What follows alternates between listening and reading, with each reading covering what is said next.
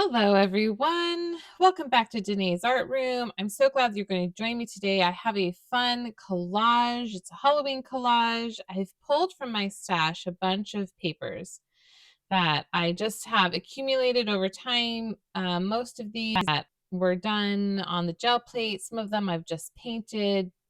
I also have these paper doilies, which were white, and I've painted them black. And I have some stickers that have just been hanging around my art room for quite a while. I haven't used them. So this is the idea. I'm going to do a collage on the gel plate. These are collages that I did just for fun, practicing, to see what kind of results I get. I pulled them on wet strength tissue. This idea came from Froyle Davies. So if you know her, she's an incredible mixed media artist. She's here on YouTube. You can check her out. So I'm starting today with my mixed black. This is a black that I mix myself. I start with a base that's black and I add a lot of colors to it. So it really harmonizes beautifully with just about any color now because it's got so many colors mixed in. And this is a stencil from Froyle Davies that I bought on PM Artist Studios. And I'm just going to start with my base layer. So this is the same, a bigger stencil from Froyle. And this is Astro Paste, which is a glitter paste.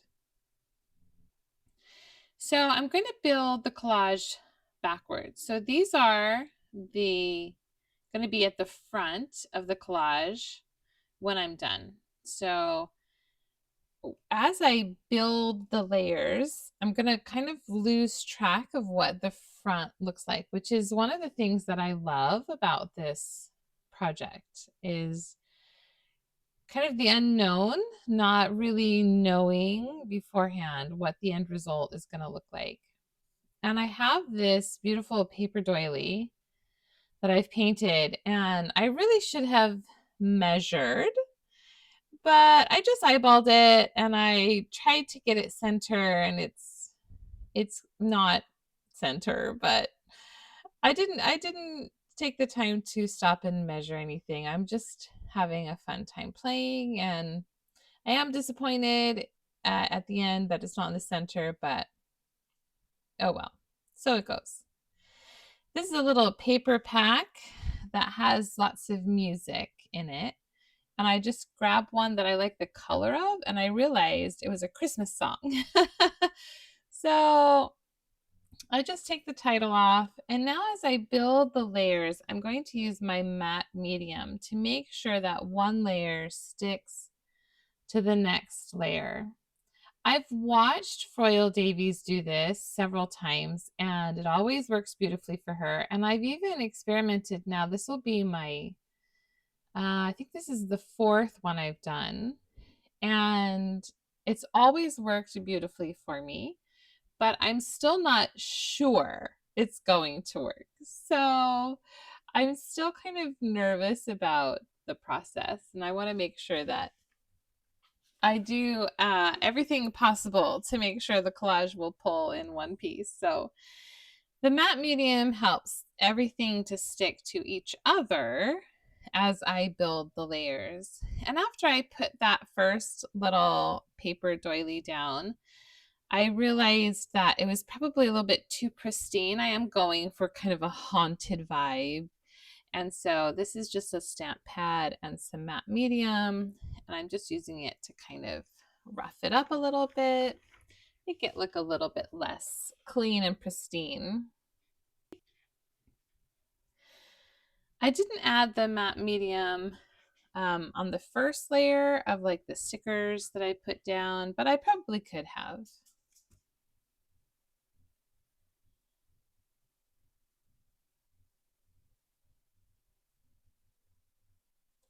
And now that the paint is dry on those crosses that I started with, I can put the matte medium right on top, and it's not going to move that paint because it's just acrylic paint. So here I'm going to start building my layers, and I want to start with paper that is transparent because as I build the layers backwards, you'll be able to see through the layers. So these papers are just from my stash. They're papers I've had made, and some of them I've used, some of them I've not.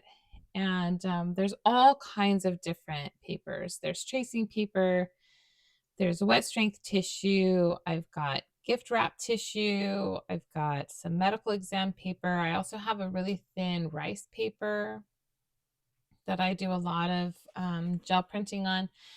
So this is just a lot of, they're all very thin papers. So I'm going to start, most of these that I'm starting with are going to be tracing paper or tissue paper. And I want to put those down first because as I put things behind them, they're going to be seen. So for example, this one that I'm tearing right now, this is tracing paper. And where you see those white lines, they're actually clear lines. And you see when I add the medium, they go completely transparent. So then when I put another piece of tissue behind them, you'll be able to see through those clear sections and see the paper that's behind. So it's a really cool, fun little technique. Tissue paper will go also semi-transparent. Medical exam paper is really good about going transparent as well. And then, of course, depending on how much paint you have on your papers to begin with, right, they may be more or less transparent. And I've just tried to pick colors that I thought represented kind of a haunted vibe, the idea of kind of this spooky Halloween without being too cartoonish. I certainly could have done like purples and lime greens and, had done like high contrast, fun Halloween, but I wanted it to be more kind of a haunted aesthetic. I did a grid painting that turned out beautifully. It was one of my color cube challenges, and it had very dark, somber colors. And so I kind of thought I wanted to stick with that feeling as I did these. So these are just a bunch of papers that I thought would work well together. This one I'm putting down now, this is copper. It's just beautiful on that tracing paper. And then you see how it's gone transparent. This is some tissue paper that I've just written on with probably a Posca marker, although it could have been a Sharpie. And I just made some random marks. I just had a huge piece of tissue, and so you can kind of see I've written like really small and I've written really swirly, and this one is more blocky, and it just gives me a variety of things to choose from when I'm looking for some collage material. And it's fun to do. It's a great little way to kind of warm up if you're looking for a warm up before you get started doing a piece, or if you're feeling like creative block. Just taking some tissue. Oh, and this must be just gift wrap tissue because it just ripped really easily as I was putting the matte medium down. Just get a big piece of tissue or some papers and just write. Just do some doodling, make some marks, and then it just kind of frees up your mind. It frees up your hand. I know that behind that paper doily, which is black, I want purple to peek through. I'm not using a lot of purple anywhere else, but I had decided that through that doily, I wanted to see purple. So that's what this piece is going to do. You won't see much of it, and you'll have to look really closely to really notice that it's purple, but it'll be a fun little peek through. And now as I'm getting to the top layers, I'm adding more opaque papers because that's going to be my last layer. Well, I'm going to pick it up with paint. So in the end, any little spot that doesn't get covered by opaque papers, if there's a little opening or if there's some translucent papers that don't get something backed heavier on them, then when I pick it up with the paint, it's going to cover all of those areas. This is tissue paper that turned out beautifully. This is just, I made it a long time ago. So it's like acrylic ink. It could also be high flow fluid acrylics, and you just, paint the tissue paper and let it dry, and it creates beautiful, beautiful papers to collage with. I've actually been wanting to use this particular one for a while, but it's not really in a color palette that I use. I don't use a lot of orange, but it's just beautiful. A lot of these papers I've just had in my stash for so long, I don't even remember making them anymore. Like this one I'm putting down now has a bit of orange. It has a bit of purple. It's a really interesting paper, and I have no memory of even creating it. It looks like it might be a roll-off, like a brayer sheet. I do like to keep those, so I'm not sure. Like this one, like it's just this really interesting piece of I don't know, even know, it might be medical exam paper. It looks a little heavier, wet strength tissue, I'm not sure. So I did let that dry, and I have a little fan that I just kept on low and let it blow on it. Because with the other collages I've made, I've had trouble with the paint that I'm rolling on for the pickup layer pulling up the layers of the collage. So I let it dry completely this time.